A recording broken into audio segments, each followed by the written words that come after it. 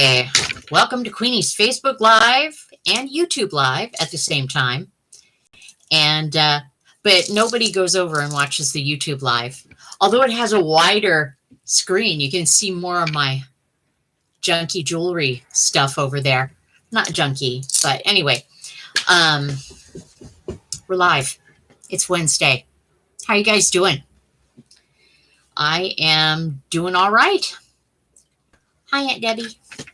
I'm doing all right. I went to the dentist today.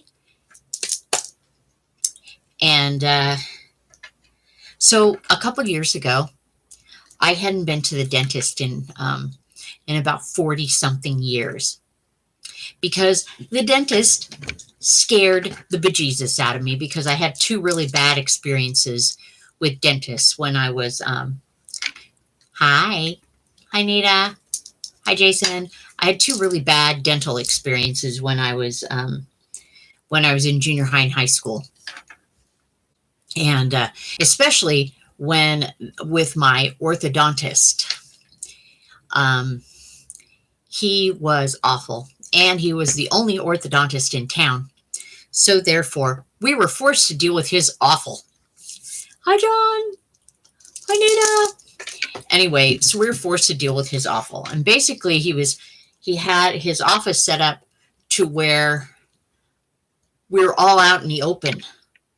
There were like, I don't know if I remember correctly, but I was only about 14 when I got braces on, is that out in the middle there were 4 or 5 chairs that he would work on people in, but you're all out in the open.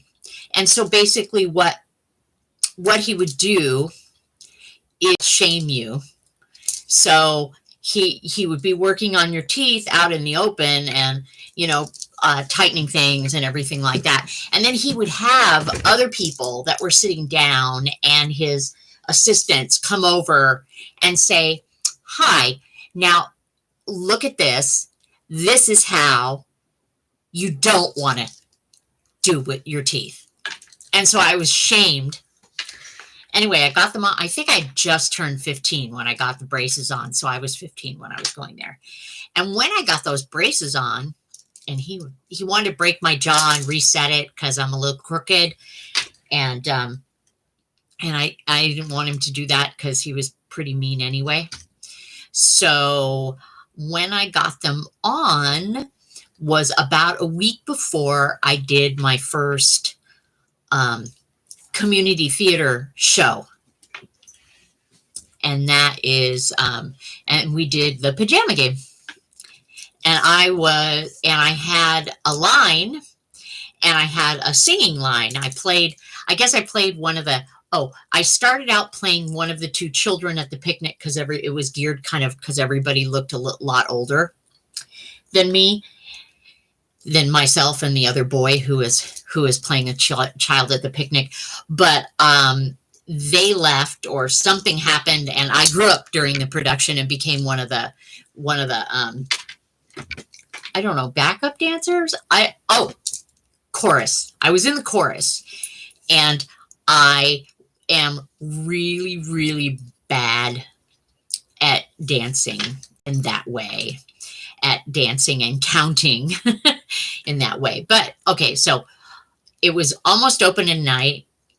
A week before that, I got my braces on, and part of my braces involved, because I had fangs up here, widening the roof of my mouth, which involved like a thing across the roof of my mouth and a key that I had to put in there and do it twice a day to widen the roof of my mouth. Well, the key went right across, so your tongue hits that when you're trying to talk. So basically I said key, and I drooled sometimes when I bent over, which was really great. It was so awesome.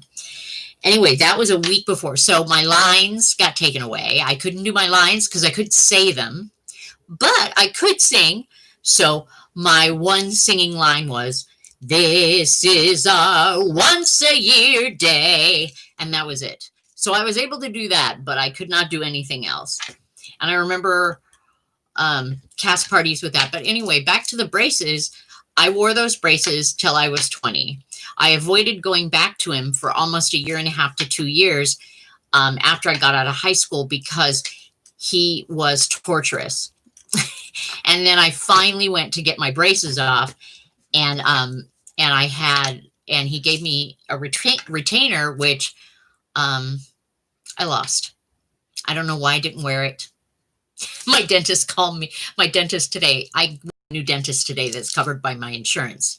I still have my nice perio guy, but I went to a new dentist today, and he said, "Did you have braces?" I said, "Yes, I did, but I didn't wear the retainer." Oh, okay.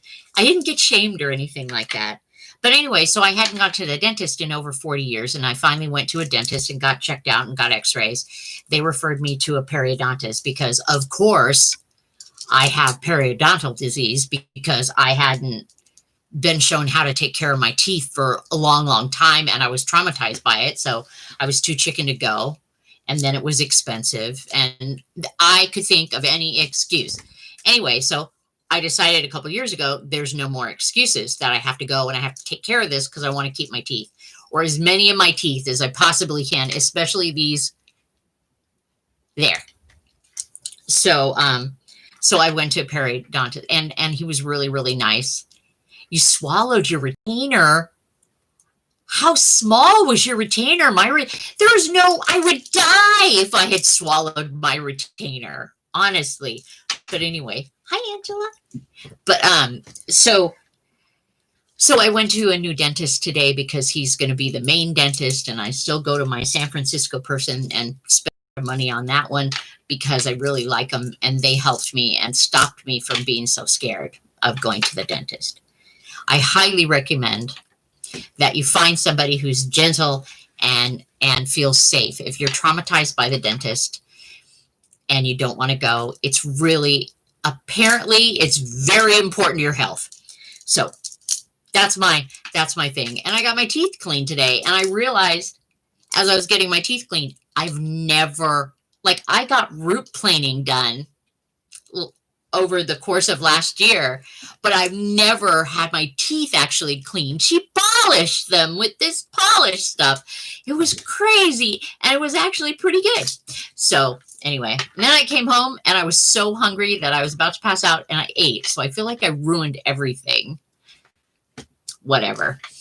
It's going to be okay. So, so that's my tooth story for today. But I got a good ride in, and that was really nice. I was able to ride to the dentist, and tomorrow I think I have to go to the post office. Yeah. You have to, like, look at all the reviews and get referrals from friends that have a dentist that they absolutely love, and make sure those friends aren't masochists or like, yeah, make sure those friends aren't actually masochistic and enjoy being shamed and told they are wrong, which is what I like. I got referred to, the first dentist that I got referred to was because my friend told me that he felt like they were too gentle for him, and that they were really careful about everything, like approaching and everything like that, and that would probably work for me. And it did. So anyway, so that's dental stuff. It's fun. And also would like to, I don't know how many of you did it, but last week I treated myself to the spectacular treat of watching the Nick Cave live from, I guess, the Victoria Theater. And it was a live stream, but I think it was like a live stream movie. So I paid $20, and on Thursday I got a little code, and I was able to watch it on my computer, and I sat up in bed, got myself all, like, I'm pointing at my bed. You can't see it. There's a bunch of clothes on it because I had a wardrobe crisis. Don't judge. And so we watched it, and I have to say that it, if I didn't already love Nick Cave, I do even more now because it was really beautiful, and there was no There was no talking really at all. Nick has caves. Yeah. He's deep, man. But it was just him, piano, and his songs, and an hour and a half worth of music. And the only time that there was any little weird little break was one of the songs, the last chord, he fucked up the last chord and he giggled. And I thought that that was really endearing. But he just kind of went on, like did the song, didn't tell the story about it, put the music aside, found the other music, did the next song, just him in the middle of this big giant room with incredible acoustics. And seeing music that way with someone that I guess there's the resonance of his voice and the it was very moving, and basically it felt like my heart was opening, and I really needed it. And because it's so weird. It's like I know that I'm starting to really feel things again, and I'm starting to allow myself to be vulnerable like that again. And I think that just helped a lot. It helped so much that I just started journaling while I was listening and while I was watching. I have something in my teeth. My dentist would be really upset that I didn't completely brush my teeth again before I started. I was in a hurry. It's lipstick day. I had to put lipstick on. Woo! Oh, I cried a little too. Yeah. Well, and what was kind of nice, honestly, is that when I was a more dramatic, well, I'm kind of dramatic now, but when I was younger, I wrote a lot. I used to write poetry a lot, and I think that the onset of social media and how pervasive all of this is, and how easy it is to just get to look at anything you want, anytime you want, boom, like that. The media has made my attention span shorter, and I hadn't really written. So I just started writing about how I felt about love and how I felt about my heart and and it was just stream of consciousness. And I got myself all hung up and stopped writing poetry and stuff like that because I was judging what I was writing. I wasn't writing it for me. I was writing it to show to you eventually, or whatever, and so it really stopped it up. And I was just prejudging it. Oh, that's really melodramatic. Why the fuck are you writing that? That's ridiculous. But then it made me stop. It made me stop, like, allowing some of you that write, understand, or play music will understand it, or any kind of art. Like it stopped me from allowing things to just unfold. Like I needed to clean my pipes. I needed to write in a circular way, or whatever, and say something very dramatic, like, oh, my tree, my branches unfurl, or whatever. I need to do that to clear my pipes. And it's something that, like, you're watching Nick Cave and watching people who listening to people who really know how to reading people, or listening to people who really know how to turn a phrase, or how to allow a sentence to just kind of unfold and go someplace really surprising. And I, I enjoy that. And I used to really enjoy writing. And okay, I just thought of it, but okay, now I'm judging myself for this, but I do have some of my poetry here, and I will read something that I wrote. Hopefully it's not lame. Anyway, I've been writing poetry since I was in the 7th grade, but I'm not going to bring anything of that out. Okay, I just want to write like a little something.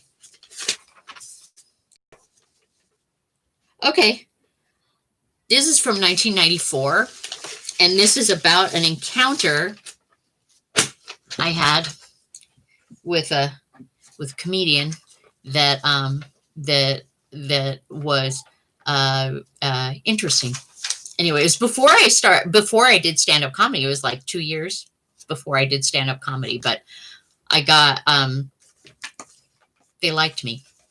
So anyway, I think this was called Little Boy Lost, and it turned into something later. It turned into a song called Secret Garden that when I was in a little band called Slapstick Toby, shout out to Stefan Podell, who was my partner in that band. We wrote a song called Secret Garden. Anyway, but this is called Little Boy Lost. Damn, it's in pencil. I can barely see it. I hope you don't mind I'm reading this. All right. Little boy lost, broken open, exposed. I'm running with my insides out, he says. I am my sympathy, he says. And then lunges towards my house of cards. I stopped him just in time. Yet the possibilities still haunt me. He showed himself, vulnerable yet closed off. He says, take me in, but kick me out. Don't rely on me, but let me into your secret garden. Just today. I'll leave tomorrow. You don't trust me. I don't trust myself. 2 wounded birds flailing mercilessly on my bedroom floor. One gets leverage, the other falls. This back and forth motion, this fire unchecked. No rest for the wicked. My mind reels, preferring fantasy to reality. This bird is scared of you. Anyway, that was one of the things. And so I was writing a lot back then because I was feeling a lot right back then and not expressing a lot to other people so much back then. And that turned into a song that I don't have. I couldn't. Stefan was such an amazing guitar player. There's no way that I could probably know the chords that he played, or even to back myself up with that. It's kind of like, let me into your secret garden, baby, then cast me out. Don't rely on me, but you've got to let me into you now. Anyway, so I used to write, and I want to write again, but I also don't want to have to be miserable just to do it. That's my frank, honest to God truth. So watching and listening to Nick Cave, he is quite a storyteller with his music, and I always kind of aspired to be some sort of storyteller with whatever I'm doing, whether I'm talking to you, when I was doing stand-up, when I did my one-woman show, when I'm doing music. I like telling. I want to tell a story. I want to create a story. So that was really nice. I started out with that. It started kind of poetry, and then it prose, and then it turned into me asking myself questions and me answering myself with the writing. And that's always a good thing to do when you're journaling, is to, ask yourself questions. Ask like, okay, well, what do I really want with this? What am I afraid of? What am I afraid of if this actually happens? Why don't I want it?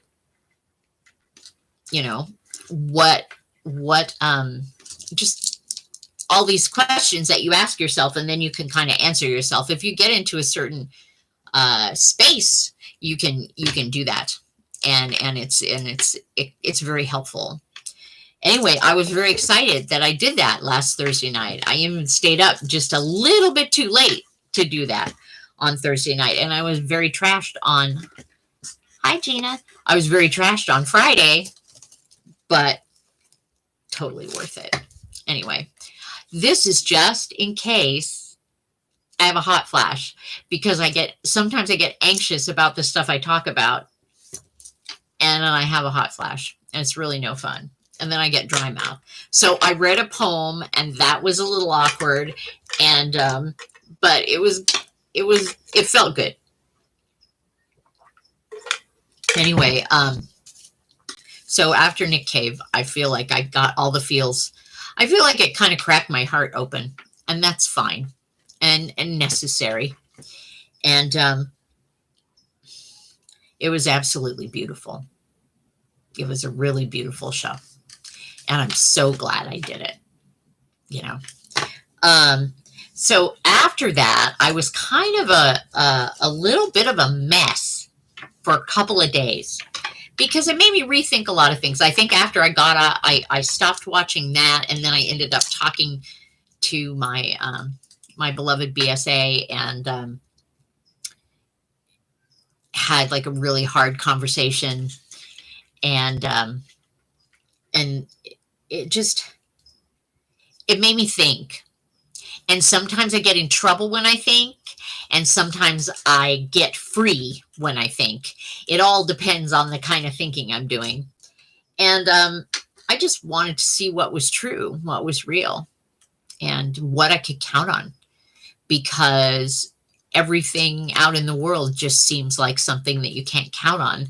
And so I am going within and seeking the things that I feel like I can count on. And the only for sure thing that I know that I can count on is I must show up for myself. Nobody is going to do it for me.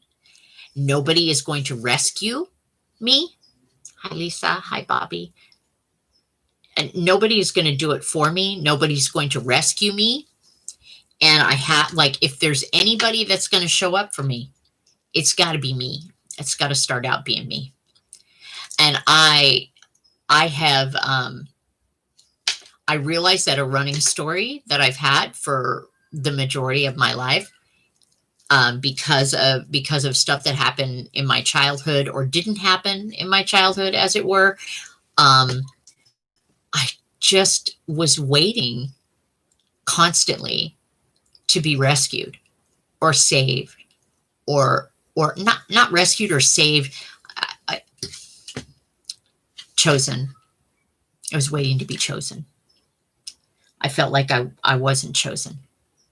I felt like I was extra, and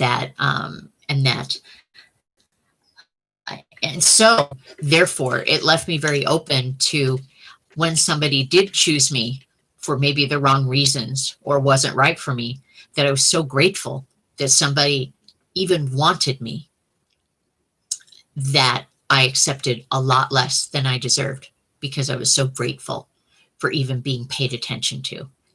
And I was like a bottomless pit for attention. Still kind of am. Ha! Hence, I do this every week. Pay attention to me, love me. But but I hadn't allowed that to be part of my dialogue with myself. I had really just been telling myself just to suck it up, and I had to, in order to survive. And some people would say that that was me trying to, run a lot of, if you look at all of this is my belief. This doesn't have to be anybody else's, but this is my belief. This is how I explain it. This is how it makes things make sense for me. For a long time, because I was scraping to survive, I was just trying to get through. I felt like I ended up running a lot of masculine energy. We all have both masculine and feminine energy in varying degrees, and we switch back and forth. All of us, boys, girls, in between, non-binary, it's all in there. And I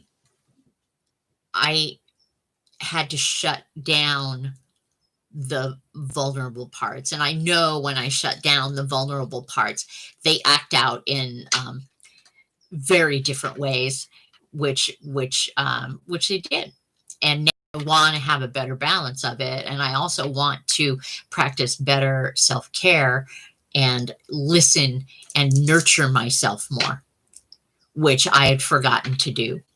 And so now I'm doing it. And part of doing it is sometimes, by asking for exactly what I want, saying no. A lot of it involves saying no. A lot of it just involves like understanding that I don't have all the answers and that I can't have all the answers, and that has to be okay. So all of that just kind of processing, and you know how you go through life and things remind you of things from a long time ago. I have no idea why I got reminded of this.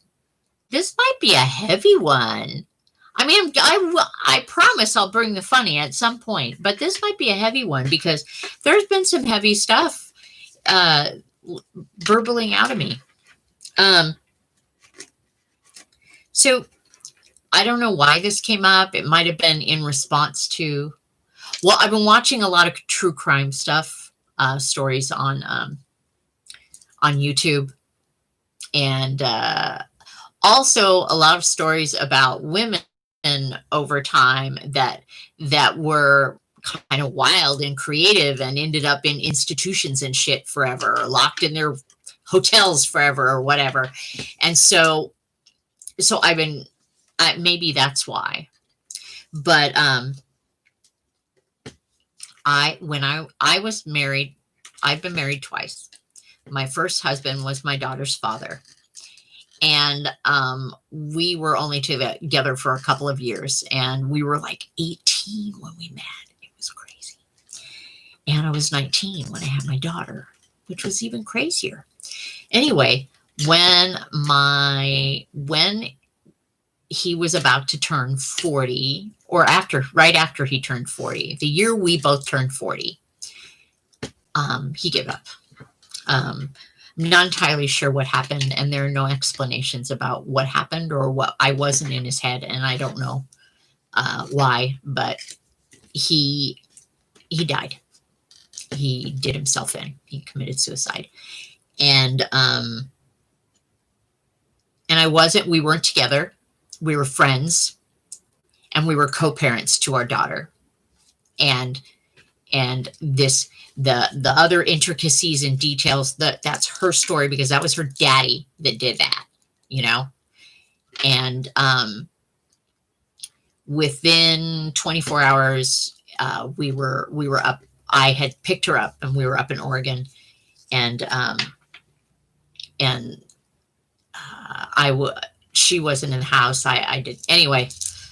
It was kind of a nightmare. No, it was a nightmare. And we didn't know until about 4 days later that it was by his own hand. We had no idea. We just knew that he died in his chair in his living room. So then, so it just it was like this weird unfolding darkness that you get sucked into, and you go in, and it just goes deeper and deeper and deeper. And it's just like, no answers. Blah! I should have known that there would be no, I should know now that there are no definite answers. But anyway, I was there for about 2.5 weeks. And then when my daughter and I started fighting, it was like, okay, she's going to be okay. But I was in that house cleaning and all kinds of stuff for those, because he had dogs and everything like that.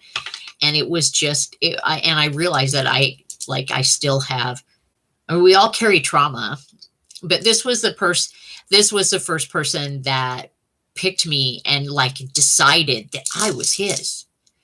And I had never experienced that before. And it wasn't, it didn't end up being okay, because he decided that other people were his too during the time. So that wasn't okay with me, because I'm just not wired that way. But the reminder of that came up, and it just kind of came over me unexpectedly that I'm still kind of mad because of that was a hell of a way to abandon me and leave me as the only sole parent. Anyway, so these things have all been coming up, and and I'm noticing that there are people that we're all struggling. Like I have friends that are struggling with mental illness and really feeling lost and really having a hard time, and I know we're being squeezed. We're being squeezed we're having the shit squeezed out of us, man. And like I had said a couple months ago in the card of the month, we are our fear buttons are being pushed and pushed and pushed and pushed and pushed, you know, and it's totally understandable that we lose it. And the more pressure, like I feel very blessed because I do not have the same kind of intensive pressure. If I was raising my daughter during this time, I have no idea. I have no idea what I would have gone off. I would have gone off. I have no idea what I would have done, because that is a lot of pressure. That's another human being that you're responsible for. It's a huge thing. Or if I had a significant other that was living with me and we were kind of responsible for each other, or we're watching each other fucking struggle because of all of this. And, maybe I would be better now because I'm more mature now, but I can't even, I'm pressuring myself all on my own. I don't like to have the pressure of being responsible for another human being, or to be responsible for, I was telling, we'll talk about my roommate again, because she's pretty cool. I was telling, the YouTube live, you're correct. Your connection is unstable. We will try connecting again. Anyway, I was talking about instability and my connection became unstable. Fun. Anyway, we were talking about how, oh shit, I lost my train of thought. My train just derailed. It'll be back, I promise. But, God damn it. It was kind of good too. I was going to be really proud of myself for saying it. Damn. Oh, well, I hope everybody's doing all right. So now that I've told a sad and horrifying story, I will try not to tell another sad story. Well, actually, it's more sad and horrifying in here. I prefer not to blurt that out for a live video on my public feed. It's a story that I'll tell eventually. If I write a book, I'll tell my version of it. My daughter gets to tell her version of it, because God damn it, what the fuck? That you don't do that. You just, yes, people do it all the time. Yes, people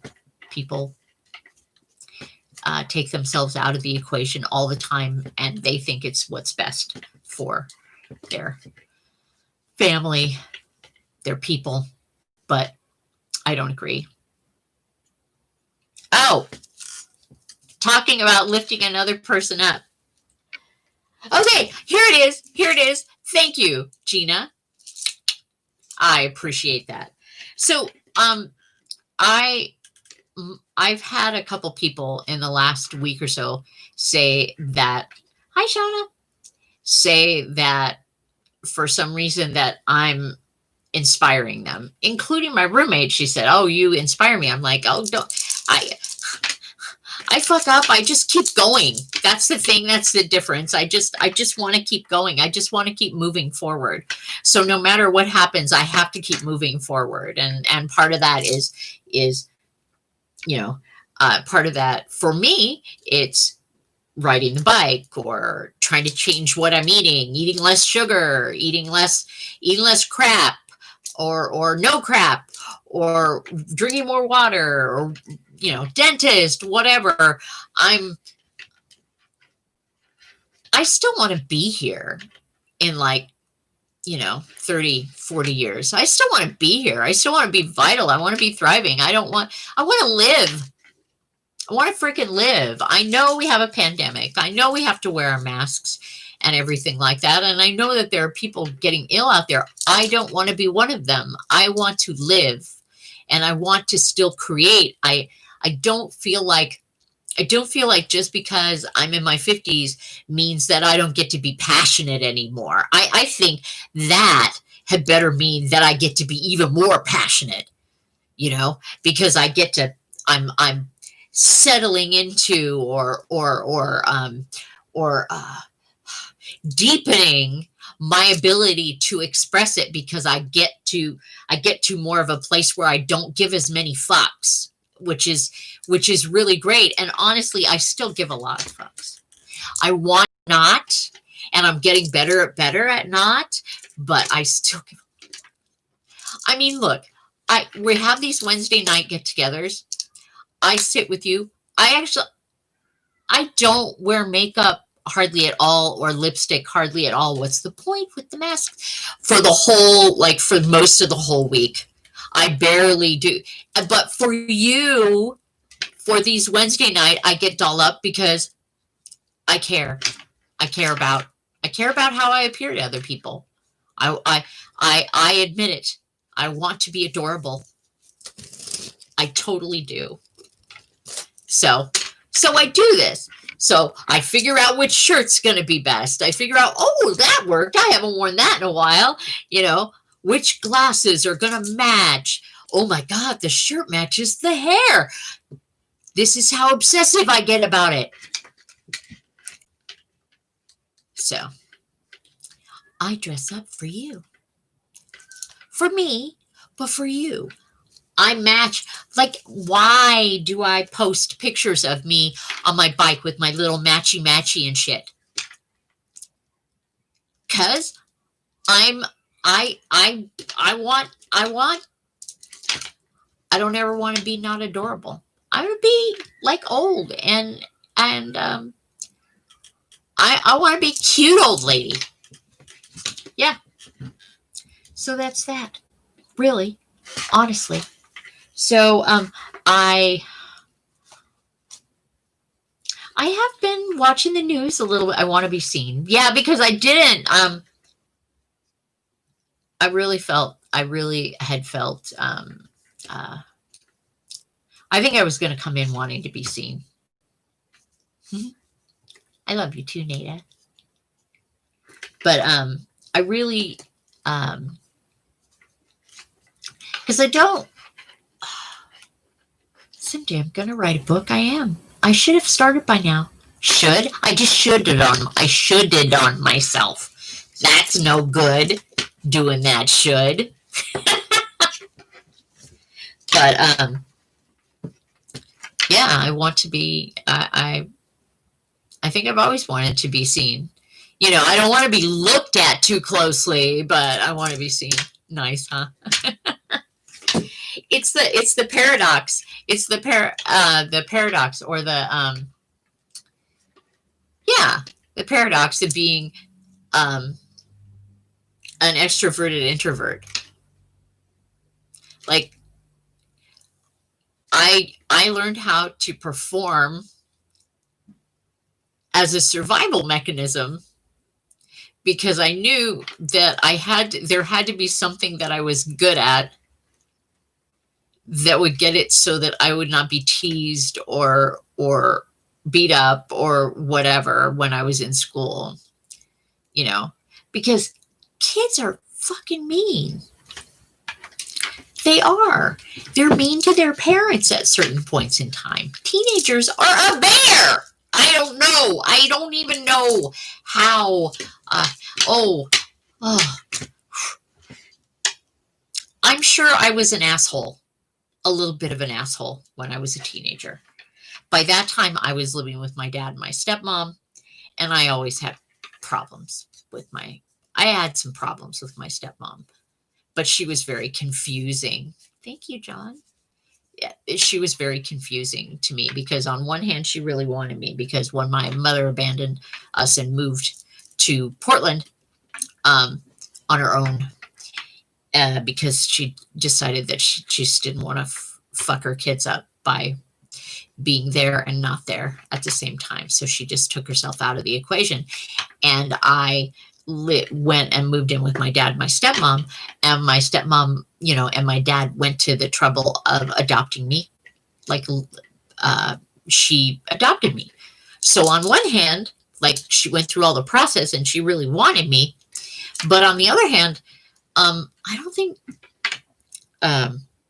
think she knew what to do with it. Was fairly, it was like, it was this weird combination of, yes, it was secure. Yes, we had food on the table. Yeah, yes, we had roof over our head and everything like that. But some of the other stuff was really crazy. And so I was very confused by that. So, I think, and we had like all the, anyway, I'm not even gonna, I keep saying, like, why is all the ugly stuff coming up out of my mouth right now? The ugly stories are coming out. I just don't think that either of them knew what they were doing, and I know now after, hi, Anne. I love you, Anne. I know now after being a mother how hard that is, and how impossible it feels sometimes. So considering both of them were, it's okay. I love you too, baby. You do what you need to do. Please take care of yourself. Okay. I know that they were kids. Okay, you do that. I know that they were kids when they were taxed with, when they were presented with being parents to us. And my mom was 19 as well, just like I was. And my stepmother was 18 when she married my dad, and had one son 1 year, and then the next year, another one. She got pregnant. Boom, boom. That would have broke anybody's brain. It would have broke anybody's brain. But I don't know if that broke her brain, but it was. And then she married my dad, and he already had a 3-year-old, which was me, and I wasn't potty trained. So when I went to visit,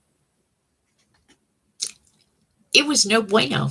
She had diapers. She had a toddler that was peeing the bed. I'm sure it was not a happy situation. I don't think I could have handled it, and I would have lost my shit. So, some of the shit losing is completely understandable. But, it doesn't stop you from being traumatized when you're a kid. And it doesn't stop you from seeking out people that are like your parents to have relationships with, because that's what you knew of love. That's how you learned.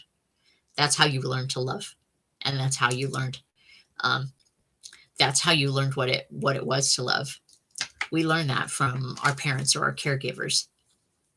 And so we repeatedly like have a tendency to find people like them so that we can work our shit out, or maybe end a pattern, or do it better, and a lot of times that doesn't work out very well. So basically I had found a lot of people that would ignore me, replace me, or boss me around. I didn't like the bossing me around part. That was not okay. Or keep me secret, send me away. Just like, mom. But that all gets better eventually as you figure out what you're doing. Anyway, so, God, it's so heavy. Oh, it's just been heavy. So guess what? This one's going to be heavy. So I've I've been processing my heart, the state of my heart, the state of my emotions, the state of my relationships, this, whether that's okay or not, whether I need to make any changes or not, whether I'm getting, like, what do I actually really need, or what am I thinking need? Where am I just comparing myself to other people? And what's really what I need, and what can I really offer? And then thinking about the some of the losses, and having suicide and mental stuff come up, and honestly, that broke my heart the most, was to think of how I would feel if I was surrounded by people and I really had something going on and they couldn't see me and they couldn't hear me and just to not be believed, and to understand that, like, everybody's overwhelmed. So here we are in these little soups of sheltering in place, almost too close or too far. Like, some people are too close to each other and they're fucking processing their shit. You're processing your shit, and then another person's processing their shit. And it's just this terrible trifecta. I'm sorry. I got a little... Anyway, or alone and doing it and having a hard time with it. We're all... I just want to say that during times like this, times of intense stress, we're not going to be nice to each other sometimes. We're not going to say the right thing. We're not going to be able to see somebody else the way that they need to be seen. We're going to get scared. We are fucking scared. And we just have to make sure that we do what we need to do to take care of ourselves. And even if people aren't listening, you ask for help, because somebody out there is listening somewhere. It's so hard not to feel alone in all of this. And I mean, pardon me, that was attractive. I'm glad I didn't make that loud for everybody. But so I see you, and I'm real glad that you see me. I love you too, Gina. It's so, I don't know, like, here's the thing. It's like, I don't have a lot of, I was talking the other night with my BSA about, like, not have, I want to have the bandwidth to be able to, listen to everything, read everything, watch everybody's struggles, listen to everybody's struggles. The part of the problem is I just want to fucking fix everything, and it's unfixable. I can't fix the unfixable. And so it's showing me the areas in my life where, Aaron, why can't you just listen? Why are you, is it because you're trying to make yourself comfortable during this whole thing? That's not listening. So I'm learning the areas where that I need to learn how to listen, and I need to learn how to, to really be of service, rather than thinking that the only way that I'm going to get loved is by offering solutions. This is how you can fix it, rescuing, whatever. And I am needing to see that I and anybody else is still lovable, even if they can't fix everything or know everything, or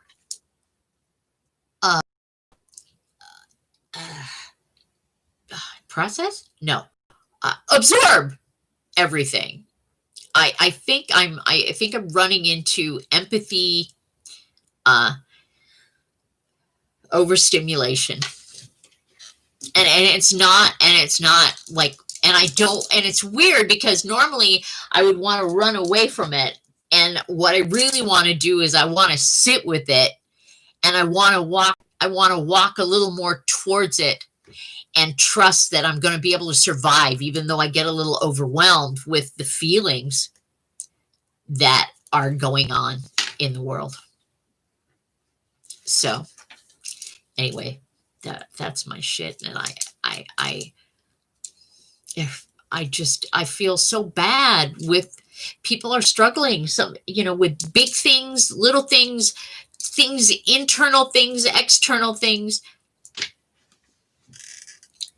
In a perfect world, they could just fix everything. That would be really great. But not everything is supposed to be fixed. And that kind of is weird too. But so I've been continuing practicing guitar. I think I might be ready to play you something. Please bear with me because, hi Paul, because the chord changes, I might fuck up, just to let you know. This is a song that was written by my friend Derek that I used to do music with. It's the only one that I learned how to play that we did together. And bear with me. Yeah, get your fucking earplugs, Paul. Or tune out. Can't handle, if you can't stand the heat, get out of my kitchen, man. Anyway, it is called I Will Not Cry For You, and I hope that I remember it. And I hope that I've been practicing the chord changes a little bit.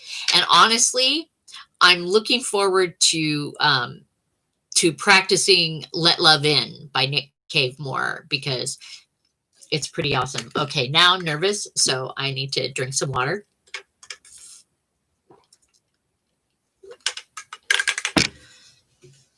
Now, I'm used to singing this song, just singing it with somebody else playing. And I find it unfair. No, I'm just kidding. I'll do this. Okay. Okay, how do I start? Okay, it starts with a G.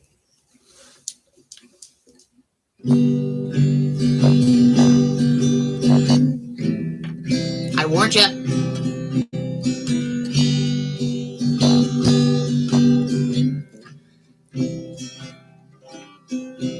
I'm trying.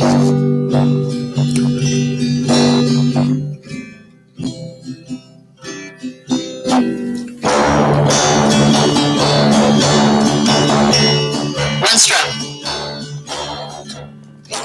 I will not cry. Whoops. Cry for you wouldn't cry for me. I'm gonna have to look at my hands. I know you well. It's not your way. How come I didn't hear the key? There he is. I will cry though for our lost love, and maybe you will too someday. I'm sorry. I will not. Whoops. Hi. I will not cry for you. I could not lie for you, but I'd still try for you. Don't ask me why.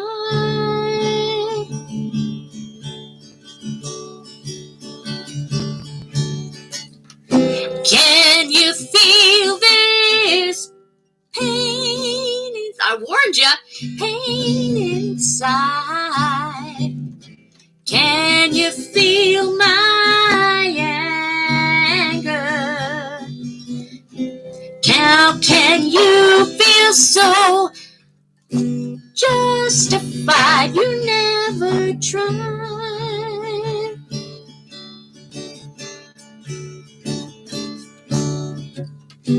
You thought you knew me well. You said I'd never leave. You never, oh, probably is, huh? Thought I was that strong. Aha. I'll just finish without the guitar, and maybe we'll get it. All right, here we go.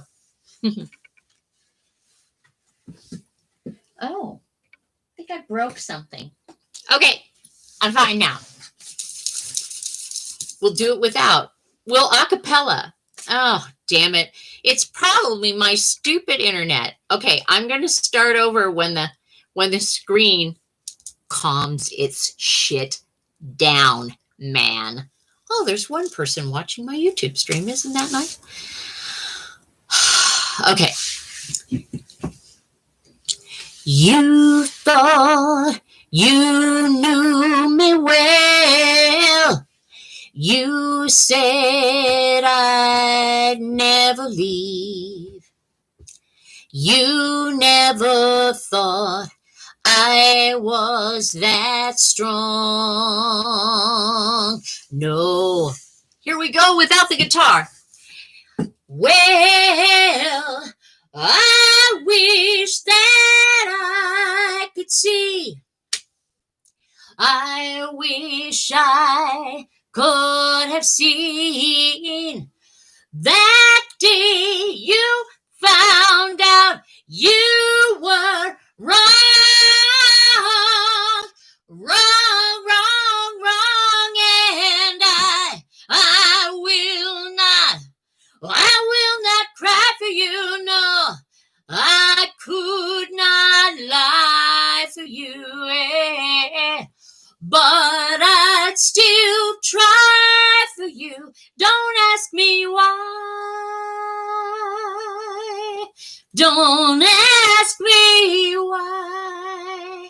No, I will not cry for you. I will not cry. No, no. So you got the first half with the guitar, which was really, well, I felt like it was really bad. And then the second half without.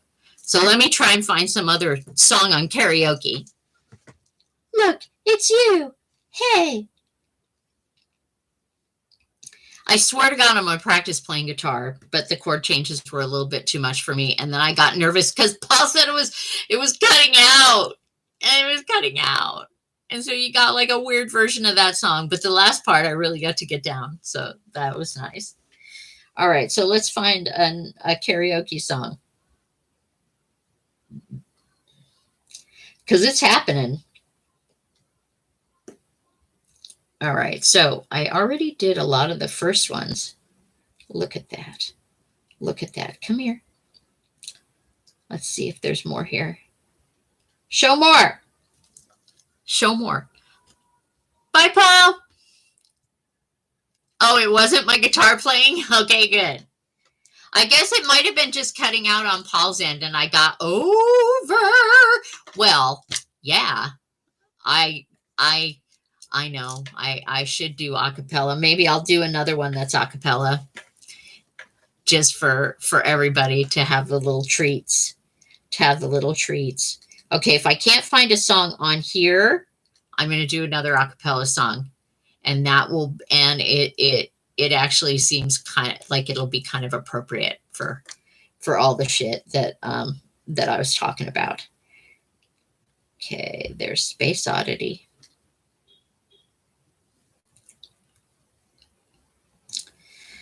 Oh, that's a good one. I thought it was pretty funny when I found REO Speedwagon karaoke. That harkens back. And if Angela is still watching, she knows what I mean by that. Let's see. Oh, I love this one. And I don't know if I've already done this here, but I really like it. Oh, actually. Okay, I'm going to do this one and then another time. Oh, I do owe you wonderful. Where's that? Thank you for reminding me. Where's the adamant? I think I've got it here somewhere. I do. I owe you that. Now, Dave asked for PIL, and when I went through the whole song PIL, I'm sorry, I don't rap. I'm not very good.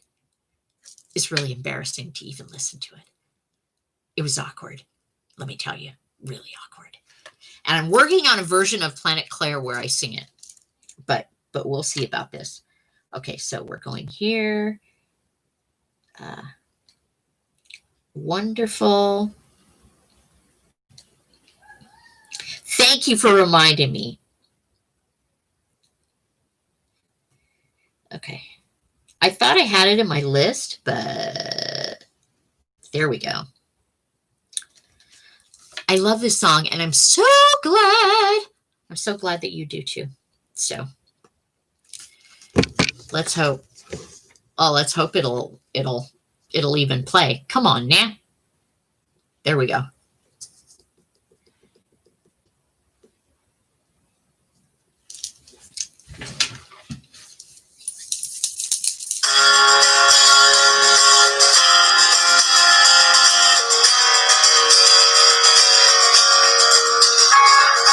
I'll tell you.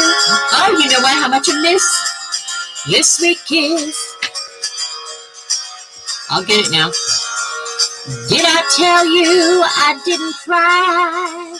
Well, I lied. I over, roll over when I nearly hit the face I love. So tired of packaging the anger, always pushing you away. Did I tell you you're wonderful? I miss you. Yes, I do. Did I tell you that I was wrong? 'Cause you're wrong. 'Cause you're wonderful. Yeah, yeah. I tell you how much I miss. This goes fast. Your smile. Did I tell you I was okay? Well, no way. No way, way over. Roll over when I nearly hit the face I love. So tired of packaging the anger, always pushing you away. Did I tell you you're wonderful? I miss you. Yes, I do. Did I tell you that I was wrong? I was wrong. 'Cause you're wonderful. Yeah, yeah. Seriously, is that it? No. Here we go. It's fast. And now, each and every day, I realize the price that I had to pay you. You're wonderful. Now for your information, I'm walking around like a long dead duration. You wonderful. So high I can't get over it. So deep I can't get under it. You're wonderful, yeah, yeah. You're wonderful, yeah, yeah. You're wonderful, yeah, yeah. You're wonderful, yeah, yeah. Wonderful. Did I tell you you're wonderful? I miss you. Yes, I do. Did I tell you that I was wrong? I was wrong for so long. Do do do do do do do do do do do. So wonderful, yeah, yeah. La la la la la. La la la la la. So wonderful, yeah, yeah. To you, you're wonderful. I miss you. Yes, I do.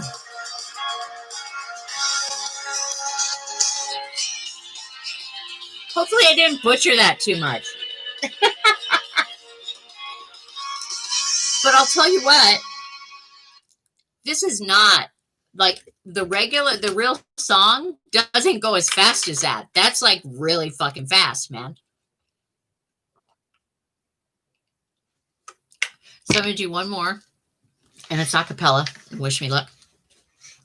This is one of my favorite songs by Sinead O'Connor. And pardon me, like dry mouth. I lived in Fairfax, and one night we were doing this healing work, and somebody whipped out this song that I had never heard by Sinead O'Connor, and it broke me open. It is the good theme for tonight. We're talking about mothers, and I was, and I hope that I hope I have everything in the right. Well, actually, I could probably look up the lyrics so that I could have it. I could have it all. I could do it all, man. Anyway, it's called "This Is to Mother You," and a version of it was done by Emmylou Harris, Linda Ronstadt, and one other person, and it was really beautiful. But the Sinead O'Connor did another version of it with Mary J. Blige, and that was pretty beautiful. But the Sinead O'Connor version was really raw and pretty amazing. So we are going to look for "This Is to Mother You" lyrics. I hope that, there we go. There we go. Maybe I'll be able to do it. Three Babies is good too. I can almost play that on guitar, but another time I will. I think I'm not going to inflict guitar on you for a while. I like it because it feels amazing to be able to hear the familiar song come out of my hands. That's pretty cool, but not for public viewing yet. Okay, so like I know most of the words to this song, but there's certain ones that I don't. Okay. I have to sit up more straight because it's high. Okay. So this is to mother you, to comfort you and get you through when your nights are lonely, through when your dreams are only blue. This is to mother you. This is to be with you, to hold you and to kiss you too.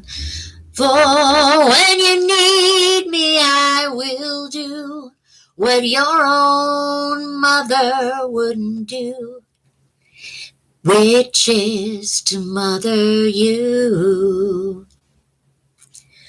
All the pain that you have known, all the violence in your soul, all the wrong things you have done, I will take from you when I am gone, when I come. All mistakes made in distress, all of your unhappiness, I will take away with my kiss. I will give you tenderness. For a child, I am so glad I found you. Although my arms have always been around you, sweet bird, although you did not see me, I saw you.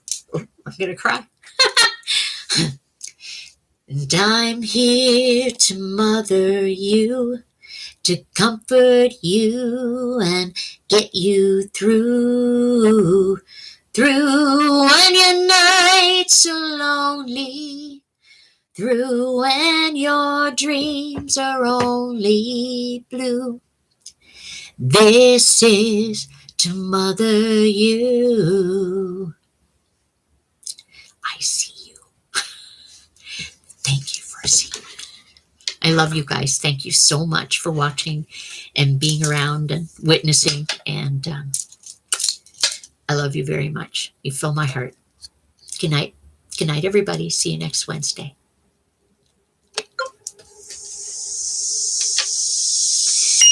Good night, you two. See you next Wednesday.